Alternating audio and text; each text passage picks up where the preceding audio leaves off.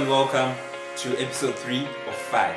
The last 2 episodes have been an absolute success and I've loved them very much, and looking at the feedback you guys have given me, it's been absolutely wonderful from your side as well. So without wasting a lot of time, just like to remind you guys to subscribe to this channel, turn on your notifications so that you don't miss any next episode or future episodes that come from this channel. This is absolutely good content, as I've heard from the fans. Keep on giving us comments in the comment section.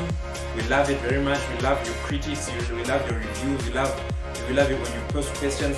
Please remember to post any questions you would like us to answer on this channel on our social media, which is down in the link description below, and in the comment section as well. We look at the comment section and we take it very seriously.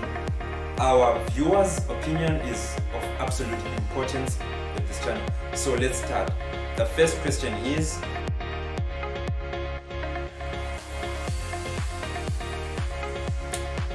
this is a great question. I love this question very much. You can tell that this question is coming from someone who's trying to really analyze Liverpool, but it also has some few holes in it, because when we look at the second team players for Liverpool, that is the bench and the reserves, the gap in quality is not only because they're not playing. You can take a look at some of the players like Alex Oxlade-Chamberlain, who's good, but is not at the level of really affecting that midfield. But the midfield and the defense are actually a bit better. Let's take an example of the front three. The front three, Roberto Firmino, Salah and Sadio Mane. They're world-class players, maybe minus Firmino because he's not scoring a lot of goals lately, and not making a lot of assists either. So he's not actually influencing the game. Maybe that is because of the fatigue. But let's take a look at their subs, because the question is about the depth. A guy like Divock Origi or Xherdan Shaqiri, whenever they've been given those rare starts, you can actually tell there's a big difference between the level of the starters and the level of the bench warmers. I don't think it's necessarily because they don't play as much, because even if they were playing as much, it's hard to ask a guy like Divock Origi to give you the production of what Sadio Mane does. So I'd like to say it's not because of a lack of rotation that their depth is so bad. The depth wasn't very good to begin with. So I've answered that question. Thank you.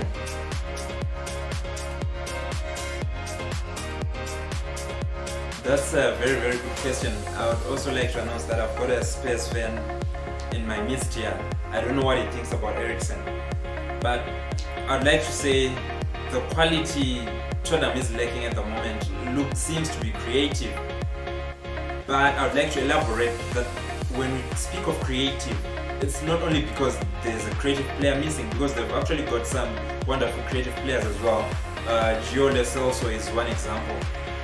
He's one player whereby he can pick a pass out of nowhere, when it's packed, when a team is sitting deep against you, he can find those little gaps, sort of like a little David Silva, not on David Silva's level, but a little one, just beneath that David Silva level.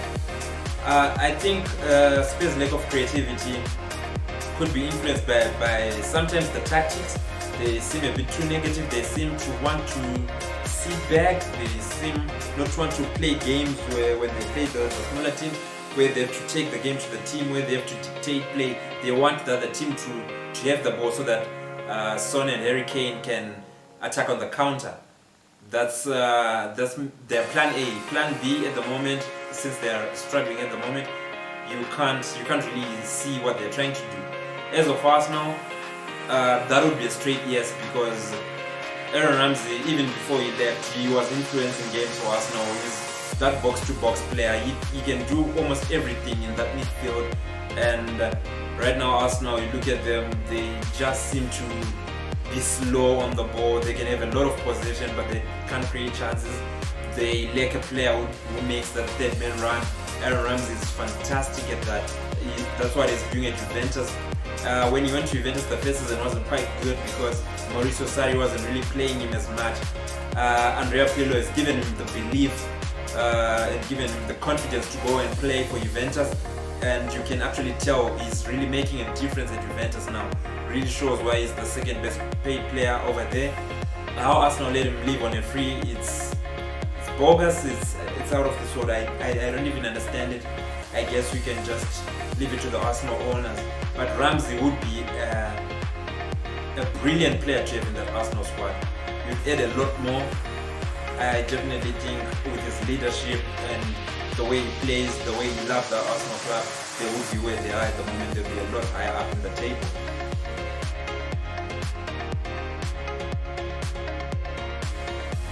Okay, now this is a tricky question because when answering it, I'm not supposed to predict for the future. I'm just supposed to judge on what I've seen now.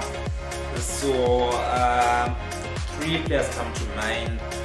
I'd like to say Kevin De Bruyne, a little bit, not so much. Bruno Fernandes is another one. Then, oh man. Okay, those 2 maybe, because I look at Leicester, they don't really have a player who's standing out. I look at City, it's a bit of a team effort as well. The whole team is going on. But maybe Gundogan, because of this January reserve deal, he could be in with a shot. But I think when we look at Gundogan, Bruno Fernandes and Kevin De Bruyne injured at the moment, you'd have to say there's only one winner. Because looking at the difference they make for their respective sides, no one makes a bigger difference than Bruno Fernandes. Bruno Fernandes isn't playing for that United team at the weekend. You will notice the difference. Gundogan doesn't play. He would face City to still win the game against Tottenham, even though he's in great form. Kevin De Bruyne is not even there at the moment, and they're playing brilliantly. They've been sublime with their performances. They've just been so clinical. So I'd like to think Bruno Fernandes is my PFA player of the year so far. And I said I wouldn't want to predict for the future, but I guess just give it to him already. I don't think no one is going to make as much a difference as Bruno Fernandes has made so far, even in the next few coming up months. So Bruno Fernandes is my PFA player of the year, the best player in the league this season.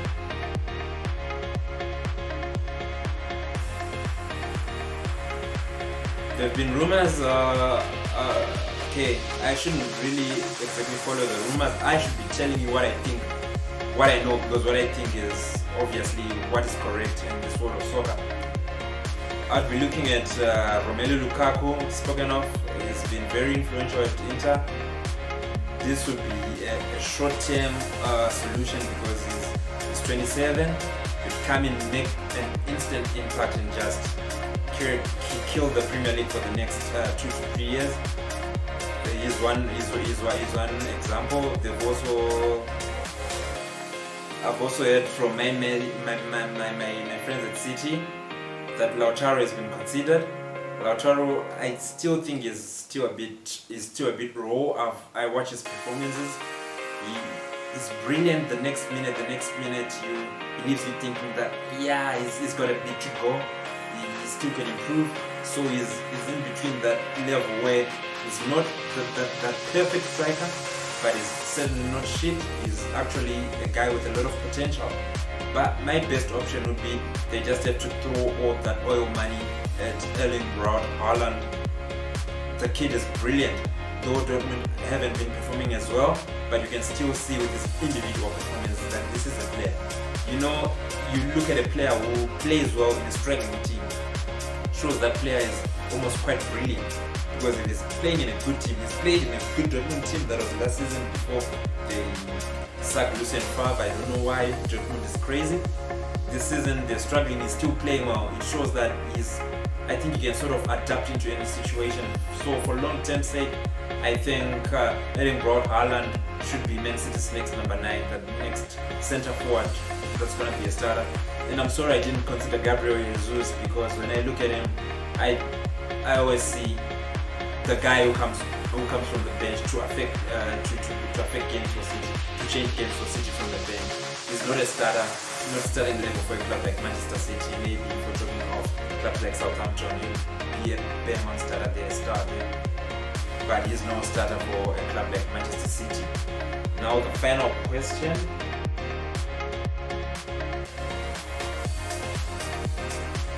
Finally, a question that involves a an African, and more so, best of all, a Zimbabwean. My nationality, I love Marvelous Nakamba, loved him for years. I've watched his few performances. It's been a very tough season for Marvelous Nakamba. He struggled to get into that Aston Villa team.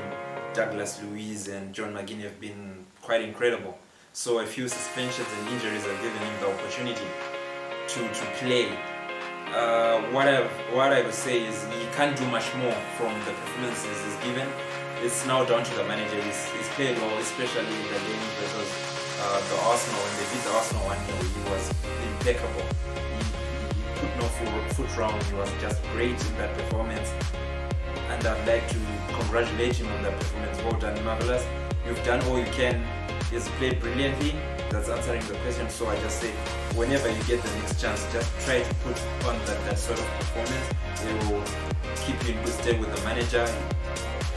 Another injury suspension happens. You get your chance to start for Aston Villa. Is it enough for him to start now ahead of Douglas Luiz and John McGinn? I would like to say I don't think so, because Douglas Luiz and John McGinn have been quite consistent over a longer period of time.